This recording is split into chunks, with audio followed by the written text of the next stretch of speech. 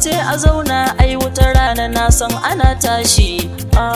Ikon Allah mi haƙuri da abin da muka samu, ina fa tsoron bashi. Ikon Allah a ƙasa a saida a samu riba, yan uwa kar mi kyashi. Ikon Allah rabban mutum ko yana a ina ne ai yana zaune zai bi shi. Ikon Allah